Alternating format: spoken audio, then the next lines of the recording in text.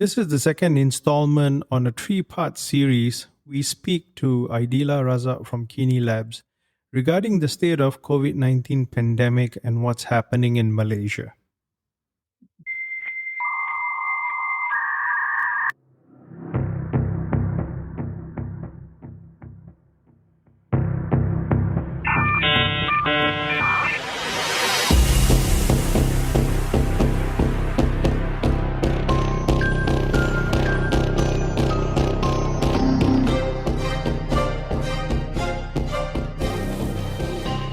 Welcome to the Security Lab podcast.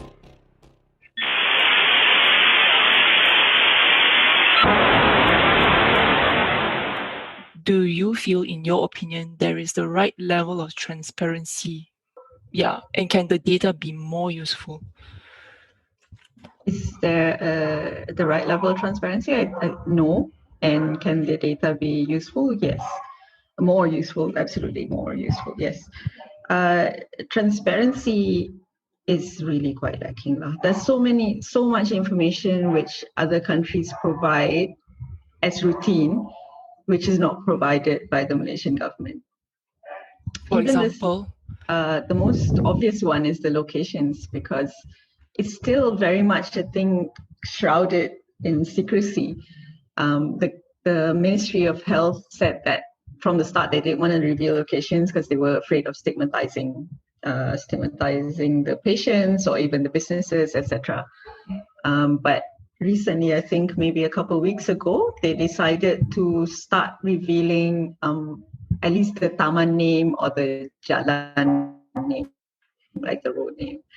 So some level of information, but not exactly as transparent as some countries like Singapore, for example, where I think it's real time, not sure whether it's real time or every day at a certain time, they release a list which shows like, where did people infected go to when they were in their infectious period and the time that they went to that place, so that people can actually see, I was there, but I was there at 1:00, but this person was there at 2, so I don't have to worry about it. But if I was there at 2:00 as well and we were eating the same cafe, I might want to monitor my symptoms, and if I have symptoms, I might want to get checked, for example. So in that situation, citizens are empowered to make decisions for themselves instead of waiting for a contact tracer to call them, which is the situation that we are in now, which is not effective at all because our contact tracers are completely overwhelmed.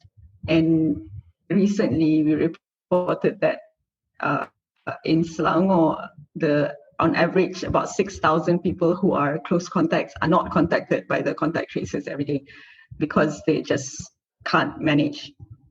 And we're not somehow using MySejahtera as well as we should, meaning the Ministry of Health and not the people. People are scanning, but that data is not really used properly for some reason. Sarawak actually publishes that data to the same level as Singapore.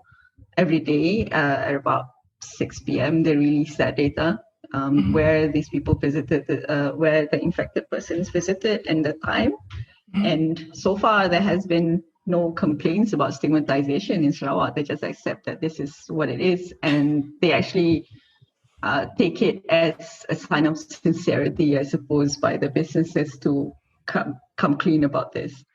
Yeah. I hear what you're saying about the system being overwhelmed, right? There's not enough contact tracers to contact the people who are persons of interest in a possible infection.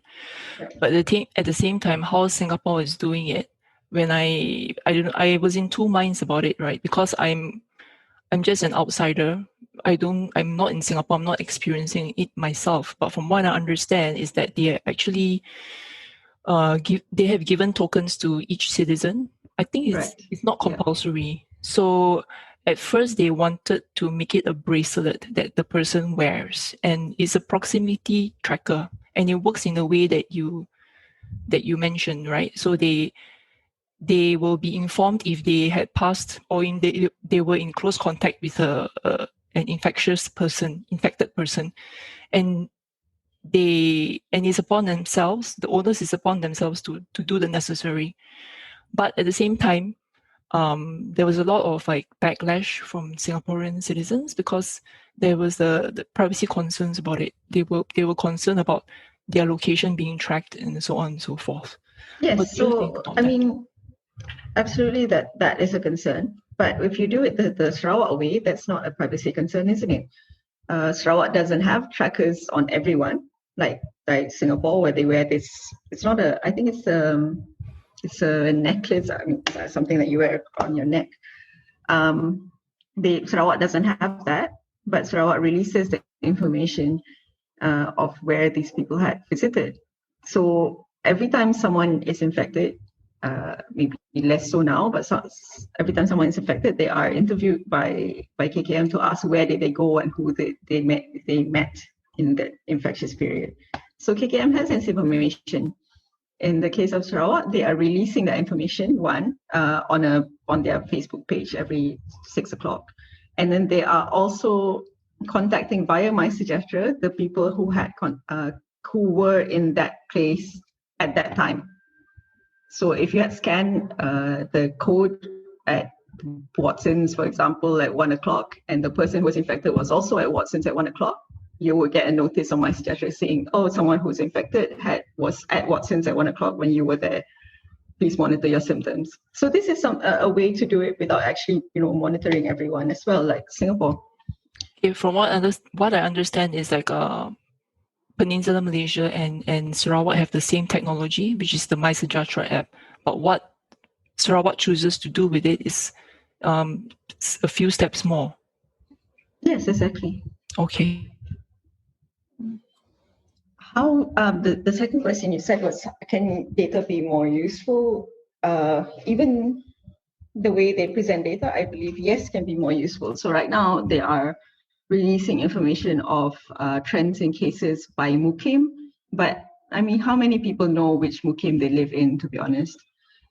Do you live in Hulu Langat or do you live in Gombak Mukim if you are in Ampang, for example? Not many people know that. It's just very strange that they had to resort to this, but I also feel that this is kind of a legacy thing where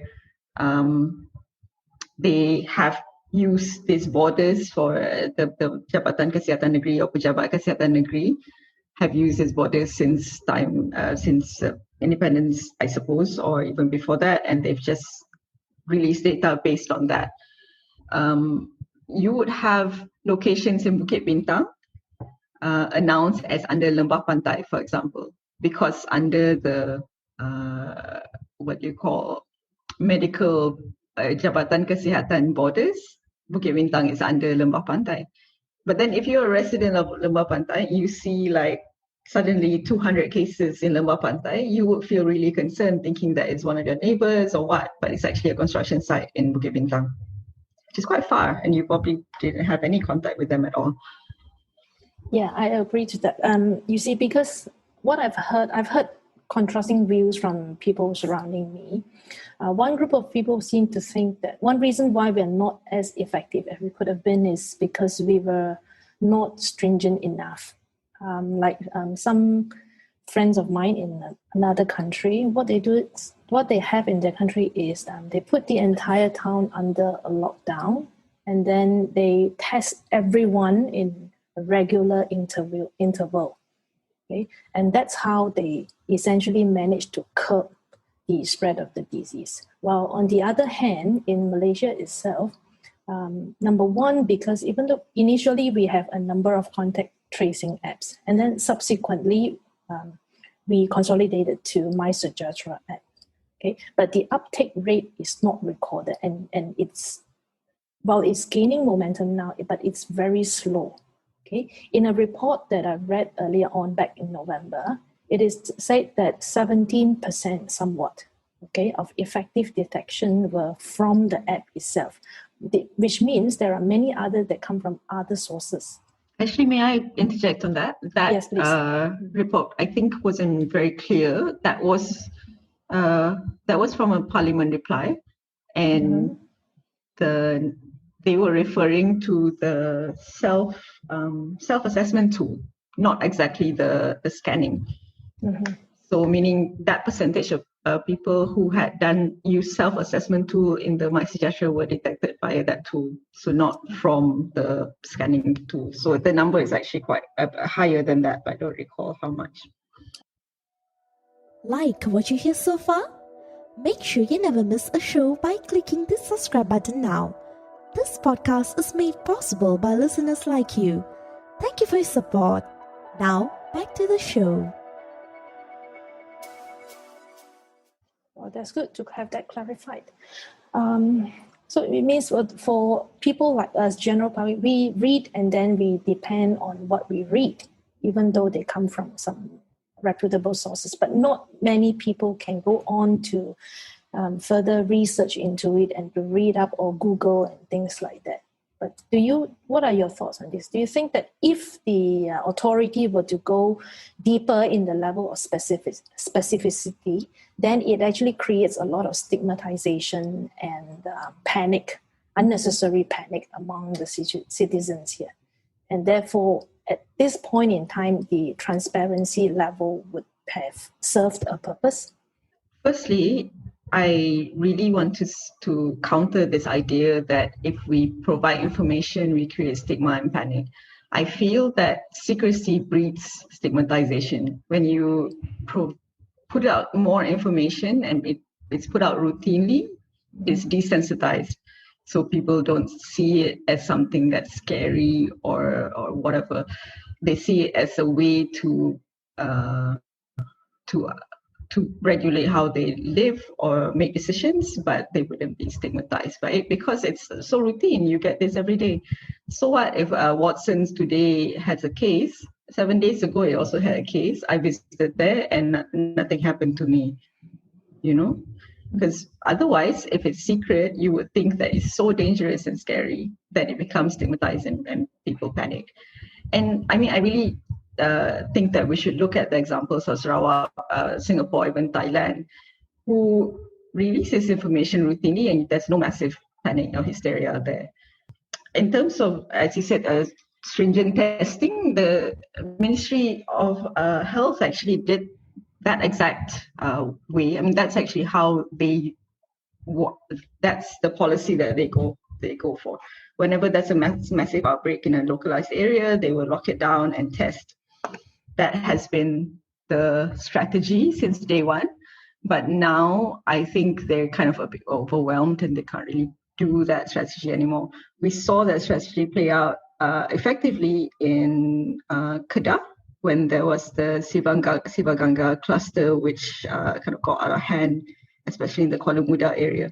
So that area was locked down and people were tested. And finally, I think that even up to maybe, let's say December, that area was still relatively untouched by the third wave. It's not even the third wave, isn't it? Let me check again. I'm even forgetting how many waves we've had. Yes, it's the third wave. Okay. Right. Finding a balance is very hard here. Either way, I think you will always hear some feedbacks from people who seem to disagree with what I've done and how we could have done better on hindsight. Yes, absolutely. I mean, obviously, the last time the world experienced something like this was a century ago, and things are so different now compared to then. So everyone's kind of learning how to do it better. But I feel like if we see how other countries are doing it and it's proven that they're doing it better, why are we so resistant to adopt it? So back to the question on data transparency. Malaysia has taken a drastic step to make sure that they use emergency ordinance to put in additional measures to combat COVID-19. I'll take my example from my corporate world experience. We used to publish numbers, for example, how many machines are infected by a computer virus or a malware. What happens is we present the numbers, and if the numbers do get challenged, we then present the raw data and tell you, based on the logs that we have on X number of systems, this is how we derive this number. This is why this number is high or medium or low. So it gives the the audience or the management a perspective on how the numbers derived, whether it is accurate or not. And there's an opportunity to challenge that data and actually substantiate that data. In Malaysia, if you look at it from a very simplistic terms, we have one source of data that's publishing these are the numbers. So I, person A, saying the total number of cases is blah. And practically today, there's no way of anyone validating that. So it's more of a person saying a particular data. And this data supports the legal framework or justification of why the country is putting in measures such as the emergency ordinance. So this affects the day-to-day life of every average Malaysian. So in your view, how do you see this? I see what you're saying, but at the same time, I also feel like there's no way to have alternate sources of data because all this is collated in one place, unless you want to have a duplicated system where another CPRC, for example, collates the data from the various sources as well. But at the same time, I feel that more granular data should be released in a way that is more acceptable, as even something as basic as like CSV. I mean, not JPEG files which cannot be read by machines. It could be more granular and it could be shared with more people. We know that KKM had, for some reason, decided not to share this granular data with the Selangor Task Force for COVID. So they are unable to provide support at community level. So, for example, the Selangor Task Force had been rolling out free tests in places where they saw, they predicted were going to have localized outbreaks. So without the information that the granular data that was coming from KKM, they were not able to do that kind of prediction. So I feel like it's okay if there was only one source collecting this, because it's a lot of work collecting it. And if there is another organization doing it, then great. But right now there's only one organization, which is a CPRC, and the amount of data that comes through them is a lot. And it's okay that they are the only source, but they should be able to release data in a more granular level in a way that is where it's possible for people to use it to do analysis and to actually see whether the conclusions are the same. The ministry's Director General said that they don't release granular data because they don't want there to be confusion when there is different interpretations of the data, which I find quite strange, because if the data says that, then all interpretations should be valid and should be discussed. I completely agree with you. And that's the point that I'm actually leading to. If the data were published, say, for example, if the raw data was made available, we have so much of talents, even Prof is here, who's a data scientist. She would be able to even tell you where the issues are, where the outliers are, whether there's a new cluster is going to break. We can run simulations, we can run tests, we can make better use of the data. KKM or CPRC may not have all the experts that they should have. And this is where I feel that crowdsourcing and having the data out makes more sense, because you have many eyes looking at the data rather than just one split set of people looking at it. And it also promotes the fact that, for example, if you're publishing a number, I get the confidence on that number, which means I can now go back, put all the formulas into place, derive that original number and say, hey, look, today's case is X. Based on my calculation, it's also X. So it gives more confidence to the government on how they're handling the whole pandemic situation, and the level of transparency that they provide to the public, which gives them more confidence in return. and also may also help using crowdsourcing, where you get more people looking at the data. You might spot something that the government may not see. And that could help us to stem this pandemic or shorten the curve, which would help everyone in return. Sure, but I think it really stems down to the fact that we do not have a tradition of data transparency. We don't even have a freedom of information legislation. We don't really practice sharing data. This is not something that is natural to the government or even the health ministry. Do you see this as a trend that's only prevalent in Asia? Because when I look at things, for example, I look purely from the cybersecurity aspect. I look at things like, for example, breach notification, large organizations, even cybersecurity organizations lifting their hand and say, look, we've been hacked and we're coming clean on all these matters. Is this something to do with culture, or is it because there's a lack of governance framework around how things are done? They're kind of related, aren't they? So there would not be any framework if the culture does not really appreciate or want it. Or, if there's no culture of transparency, then there wouldn't be any government framework. I don't know if this is an Asian thing, because there are other kind of maybe Eastern European countries or even African countries also facing this kind of issues of transparency issues. I don't think it's an Asian thing per se. Ultimately, we just need to understand that data is meant to be free.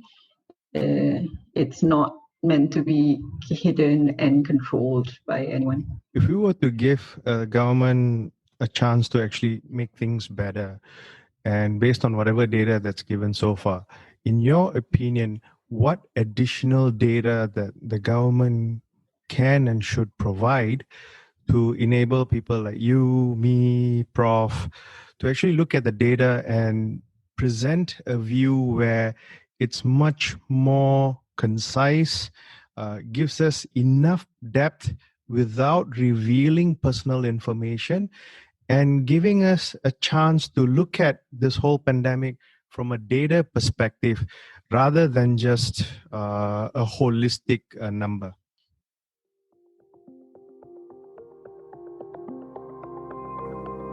Thanks for joining us this week on Security Lab. Make sure to visit our website at securitylab.asia, where you can subscribe to the show in iTunes, Spotify, or via RSS, so you'll never miss a show.